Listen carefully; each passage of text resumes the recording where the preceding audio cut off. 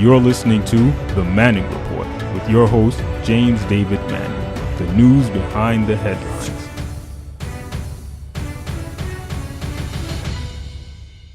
I want to say just a word about the abortion bill that was passed and signed by the governor of the state of Alabama that does not allow any type of an abortion, even for rape or incest area in the state of Alabama. And a number of people think this is just a trial balloon to try to get back into the 1973 ruling, a 1974 ruling of Roe versus Wade in the Supreme Court. But I thought I'd weigh in on this. And my major story today is going to be the evil genius of Tribulation Trump and the whole business of going on the Mueller report, a 448-page guilty verdict. I'm coming to that in just a moment. But let me say about that verdict, about that decision about passing both houses there in the state of Alabama and signed into law by the governor, whether or not it will reach the Supreme Court, we don't know whether they'll even accept it. I don't think that they will. If they do, I don't know if they're going to go against stare decisis, whereby the Roe versus Wade on the abortion is a settled law now. Now, as far as how do I feel about that? Well, I'm a bit ambivalent. While I'm against abortion completely, I'm glad my mama didn't abort me, and I'm glad my mama was not a lesbian. I'm glad of those two things, those two very prevalent things. And for those two very prevalent things is the reason why I'm not a Democrat, that amid probably some other things.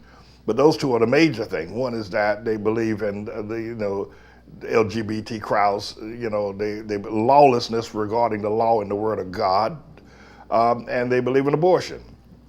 But I'll say this, that with respect to whether that whole matter of abortion is draconian, that whether it's gone too far, I think potentially that it has. I think it represents just an opportunity rather to just kill with impunity and to express perhaps some pent-up desires by maybe some of those legislators that have allowed that to happen. But that having been said, I have to say this, that I've noticed a phenomenon. I thought that one of the things that we as a people would have gone past, and I know most other societies have, including the Latinos, the Mexicans, Nicaragua, people from El Salvador and Guatemala, Mexico, but black people have been stuck in the mud since the 1940s of their daughters, girls, having children out of wedlock. And I know there's a large number of young people that these young girls, they get 18, 19 years, they get pregnant. And by the time they're 23 years old, they've got two babies, one in each arm, and no husband. And one of the things I think that ticks a lot of Japheth people off, people in Mississippi pay taxes to take care of some knucklehead, some man's baby, here in New York City and in Baltimore and in Chicago and Washington and in Atlanta and in LA and all other places, Dallas. These young girls, these Hamite girls, they have babies and they usually end up with at least 2 to 3 before they stop having them. And they're not married, they got no husband. And then they go to the welfare department or the food stamp division for some white man in Mississippi who pays taxes so they can get food stamps. For for some young black boy, sex jollies. It's sickening. And, baby and mama's baby, daddy's baby and all that kind of stuff became a popular phenomenon over the 80s and the 90s and 2000s. And I would have thought that would have been healed with measles. We're talking about the abortion issue down in Alabama, is that right? But looking at the runaway, that the black church has no morality. They just welcome babies and babies, You would have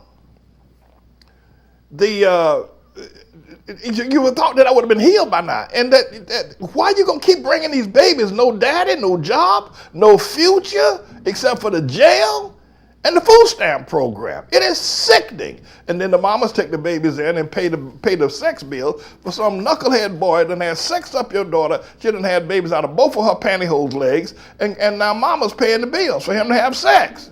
Paying the rent, buying the food, paying the light bill, and the cell phone bill. So he can have sex. Some knucklehead to have sex with your daughter having babies out of both of her pantyhose legs. It's sickening. And it needs to stop. This is a bit of a news blog we do looking at spiritual wickedness in high places for the most part, making some observations about it and giving people a biblical foundation to the way of interpreting rather than have Sean Hannity or Laura Ingraham or Janine Pirro or Anderson Cooper or Rachel Maddow or Don Lemon, Rush Limbaugh interpret what's going on in the world. You come to me and I'll tell you based on what the Word of God says. They'll just give you their worldly, sinful view. But the Manning Report will tell you what God has said, whether to say yea or nay, whether to go or to stay. You'll be led by the word of Almighty God. Come to the Manning Report on a daily basis to interpret the spiritual wickedness in high places, because there's plenty of it that's going on. And so I'm the Lord's servant, James David Righteous Rebel Manning, and I'm here to serve you with news and information.